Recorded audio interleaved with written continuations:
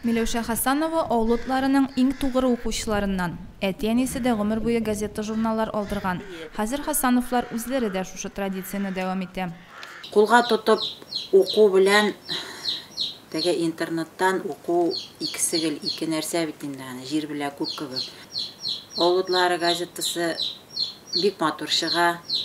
Һәм инде бик кирәкле, чөнки һәр районның яңалыкларын инде һәркем белеп торырга тиеш.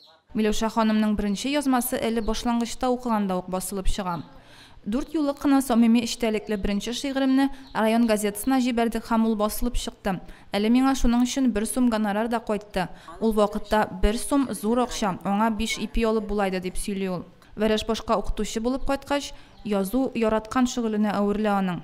Төрле газета журналларга язып, хикәя конкурсларында катнашып, призлы урыннарда яулый ул.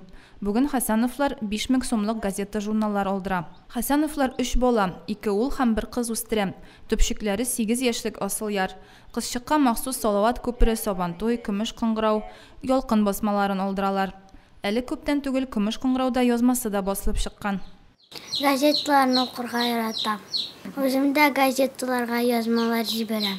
Авылларына киләсе ярты еллык өчен 890 сум 88 тиенгә, Сельский огни газетасына 810 сумга язылырга мөмкин. 16 июньгә кадәр район газетасына ташламалы бәядән язылып була.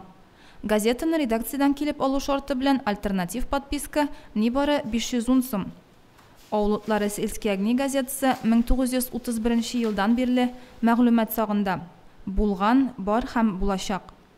Лейсан Сабирова, Динар Минхаҗев, Мөслим телевидениесе.